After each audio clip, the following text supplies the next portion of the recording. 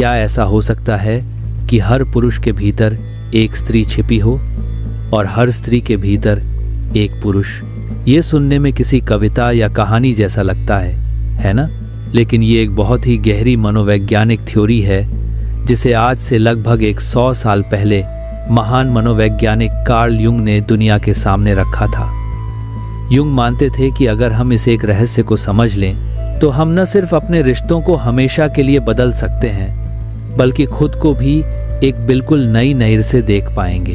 कभी सोचा है कि आप क्यों किसी खास इंसान की तरफ पहली ही नज़र में खिंचे चले जाते हैं? क्यों अक्सर मर्द और औरत एक दूसरे को इतना गलत समझते हैं जैसे वो दो अलग अलग ग्रहों से आए हों?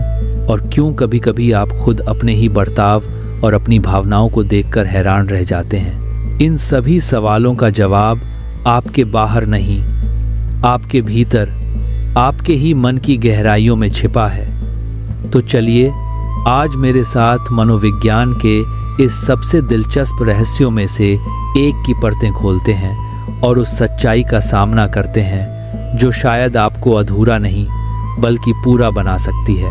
मन का आर्किटेक्ट आखिर कौन थे कार्ल युंग? इस रहस्य को समझने के लिए हमें पहले उस इंसान को जानना होगा जिसने इसे हमारे सामने रखा, कार्ल गुस्ताव युंग। युंग 20वीं सदी के एक क्रांतिकारी स्विस मनोवैज्ञानिक थे। अपने करियर की शुरुआत में वे मशहूर सिगमंड फ्रायड के साथी थे, लेकिन जल्द ही उनके रास्ते अलग हो गए क्योंकि युंग के विचार कहीं ज़्यादा गहरे और रहस्यमयी थे। युंग का सबसे महत्वपूर्ण आइडिया था सामूहिक अचेतन यानी कलेक्टिव अनकॉन्शियस का। उनका मानना था कि हमारा मन सिर्फ हमारी पर्सनल यादों और अनुभवों का एक डिब्बा नहीं है। इसके नीचे एक बहुत गहरा स्तर है, एक ऐसा मानसिक सागर जिसे हम सभी इंसान आपस में साझा करते हैं। यह हमारे पूर्वजों के लाखों सालों के अनुभवों का खाना है जो हमें विरासत में मिला है। और इसी गहरे सागर में तैरते हैं आर्केटाइप्स यानी आद्य रूप। आर्केटाइप्स कुछ यूनिवर्सल पैटर्न या किरदार हैं जो दुनिया की हर कहानी, हर मिथक और हर सपने में बार बार सामने आते हैं। जैसे हीरो का आर्केटाइप, बुद्धिमान बूढ़े का आर्केटाइप या माँ का आर्केटाइप। और इन्हीं में से दो सबसे क्रूरी और रहस्यमयी आर्केटाइप्स हैं, एनिमा और एनिमस। यही वो चाबी है जो पुरुष के भीतर छिपी स्त्री और स्त्री के भीतर छिपे पुरुष के रहस्य का ताला खोलती है। छिपी हुई स्त्री, एनिमा क्या है? चलिए पहले बात करते हैं एनिमा की। युंग की थ्योरी के अनुसार हर पुरुष के अचेतन मन में एक स्त्री का अंश मौजूद होता है जिसे उन्होंने एनिमा का नाम दिया। अब इसका मतलब ये बिल्कुल नहीं कि पुरुष औरतों की तरह बर्ताव करने लगता है। नहीं, एनिमा एक पुरुष के भीतर उसकी भावनाओं, उसकी क्रिएटिविटी, उसकी संवेदनशीलता, सेंसिटिविटी और दूसरों से गहरे रिश्ते बनाने की क्षमता का सोर्स होती है। एक पुरुष के अंदर की दया, करुणा और गट फीलिंग, ये सब उसकी एनिमा से ही आती हैं। लेकिन तब क्या होता है जब एक पुरुष अपनी एनिमा से, अपने इस भीतरी स्त्री अंश से कट जाता है? वो भावनात्मक रूप से कठोर और रूखा हो जाता है। उसे अपनी भावनाएं दिखाना कमजोरी लगने लगता है। वो गहरे रिश्ते बनाने से कतराता है। वह बाहर से बहुत लॉजिकल और एग्रेसिव तो हो सकता है, पर अंदर ही अंदर एक अजीब सा खालीपन महसूस करता है। और यहीं से प्रोजेक्शन का दिलचस्प खेल शुरू होता है। जब एक पुरुष अपने भीतर की इमोशनल साइड को दबाता है तो वह इन गुणों को बाहर की दुनिया में यानी किसी महिला में ढूंढने लगता है।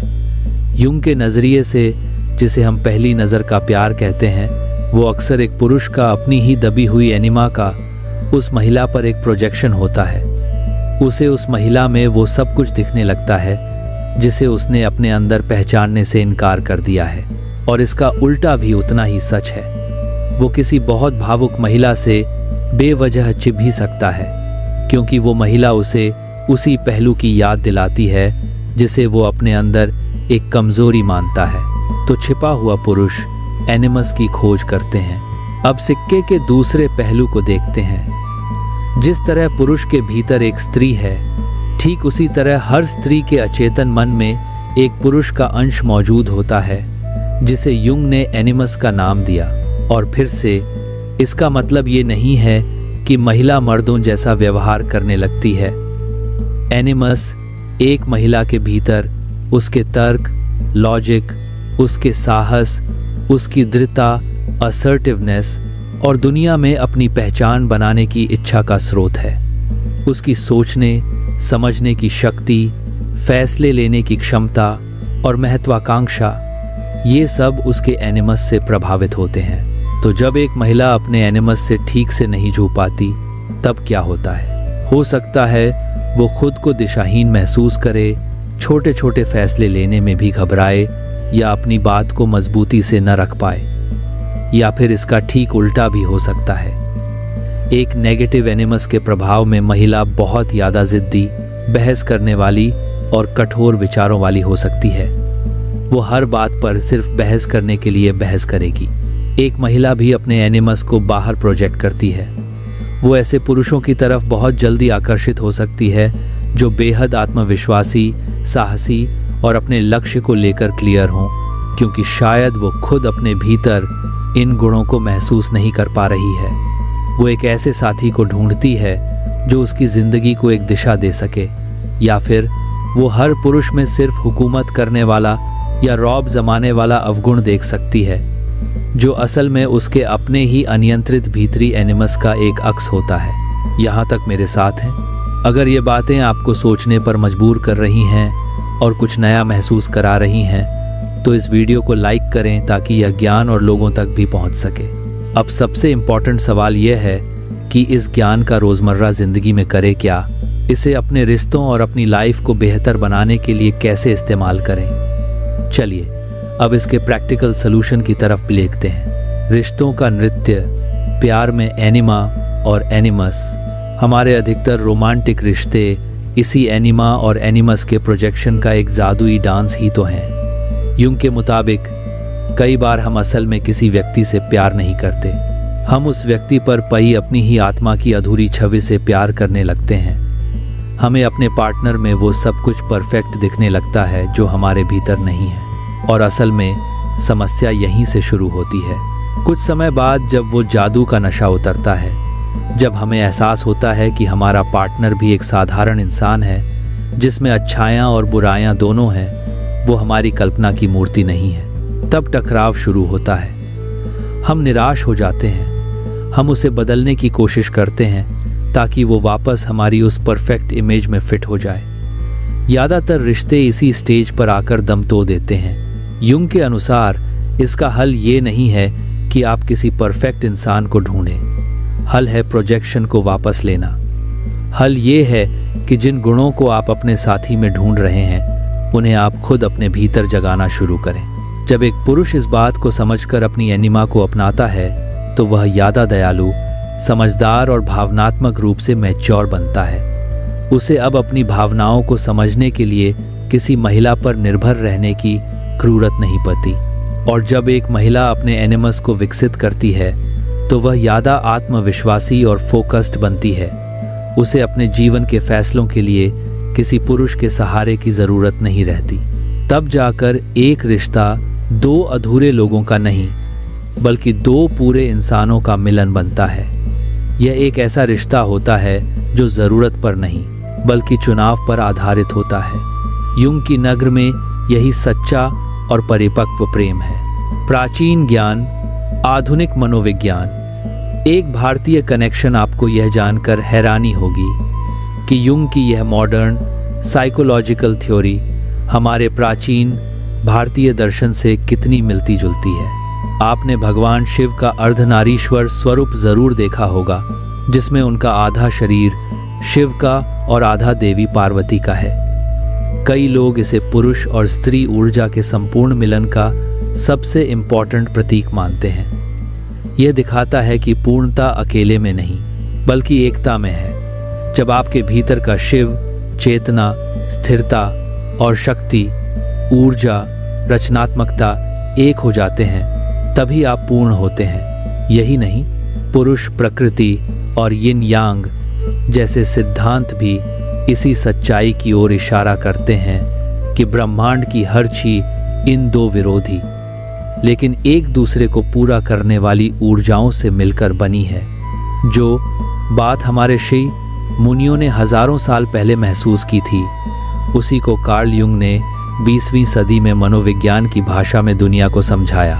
संपूर्णता का मार्ग, खुद को पूरा कैसे करें? तो असली सवाल यह है कि हम अपने भीतर के इस पुरुष और स्त्री को एक कैसे करें, इस संपूर्णता का रास्ता कैसे तय करें। इसके लिए कुछ प्रैक्टिकल कदम हैं जिन्हें आजमा सकते हैं। 1. जागरूक बने, अवेयरनेस। सबसे पहला और ज़रूरी कदम है सिर्फ ध्यान देना। अगर आप पुरुष हैं तो अपनी भावनाओं पर गौर करें। जब आपको गुस्सा, उदासी या खुशी महसूस हो तो उसे कमज़ोरी समझकर दबाएं नहीं, बस स्वीकार करें। अपनी क्रिएटिव इच्छाओं को पहचानें। अगर आप महिला हैं तो अपने विचारों और अपनी राय पर ध्यान दें। जब आप किसी चीज़ के बारे में मजबूती से कुछ महसूस करें तो उसे सम्मान के साथ व्यक्त करने से डरे नहीं। 2. जानबूझकर जुएं, कॉन्शियस एंगेजमेंट। जानबूझकर अपने उस पहलू से जुएं जिसे आप नहरंदा करते आए हैं। पुरुष अपनी एनिमा को जगाने के लिए डायरी लिख सकते हैं, आर्ट या संगीत में रुचि ले सकते हैं, या अपनी भावनाओं के बारे में खुलकर और बिना झिझक के बात कर सकते हैं। महिलाएं अपने एनिमस को जगाने के लिए कोई नई स्किल सीख सकती हैं, अपने फाइनेंस खुद मैनेज करना शुरू कर सकती हैं, कोई छोटा मोटा प्रोजेक्ट लीड कर सकती हैं या अपनी राय को आत्मविश्वास से रखना सीख सकती हैं। 3. अपने सपनों पर ध्यान दें, ड्रीम वर्क। युंग का मानना था कि सपने हमारे अचेतन मन तक पहुंचने का सीधा रास्ता है। आपके सपनों में आने वाले अनजान पुरुष या स्त्री के किरदार अक्सर आपकी एनिमा या एनिमस के ही रूप हो सकते हैं। उन पर ध्यान दें, वो आपसे क्या कहना चाहते हैं। 4. रिश्ते को आईना बनाएं, रिलेशनशिप एज अ मिरर। अपने पार्टनर को ध्यान से देखें। कौन सी बात आपको उनकी तरफ सबसे ज़्यादा खींचती है और कौन सी बात आपको सबसे ज़्यादा गुस्सा दिलाती है। अक्सर यही वो सुराग हैं जो आपके अपने दबे हुए या अधूरे भीतरी पहलुओं की ओर इशारा करते हैं। अपने साथी को दोष देने के बजाय खुद से पूछें, यह इंसान मुझे मेरे ही किस हिस्से की याद दिला रहा है। तो पुरुष के अंदर की स्त्री और स्त्री के अंदर का पुरुष कोई कोरी कल्पना नहीं, बल्कि एक गहरी मनोवैज्ञानिक सच्चाई का प्रतीक है। हमने शुरुआत की थी रिश्तों में होने वाली गलतफहमियों की समस्या से, फिर हमने कार्ल युंग की एनिमा और एनिमस की थ्योरी को समझा जो इस समस्या की भीतर तक जाती है, और अंत में हमने इसका समाधान देखा। अपनी परछाई को दूसरों पर डालने के बजाय उसे वापस लेकर खुद को पूरा करना। इससे न सिर्फ हमारे रिश्ते गहरे होते हैं, बल्कि हम खुद भी संपूर्णता की ओर बढ़ते हैं। अपने भीतर की स्त्री से भागे नहीं, उससे दोस्ती करें। अपने भीतर के पुरुष को दबाएं नहीं, उसे सही दिशा दें। जब आपके भीतर का शिव और शक्ति एक हो जाते हैं, तभी आप अर्धनारीश्वर की तरह पूर्ण महसूस करते हैं, और यह पूर्णता ही असली प्रेम और सार्थक जीवन का रहस्य है। इस गहरे विषय पर आपके क्या विचार हैं? क्या आपने कभी अपने भीतर इन दो अलग अलग शक्तियों को महसूस किया है? नीचे कमेंट्स में अपने अनुभव जरूर शेयर करें। मुझे आपके अनुभवों के बारे में जानकर सच में बहुत खुशी होगी। और ऐसे ही मनोविज्ञान, दर्शन और आत्मज्ञान से जुड़े वीडियो के लिए इस चैनल को सब्सक्राइब करना न भूलें और बेल आइकॉन को भी दबा दें ताकि आप कोई भी वीडियो मिस न करें। धन्यवाद।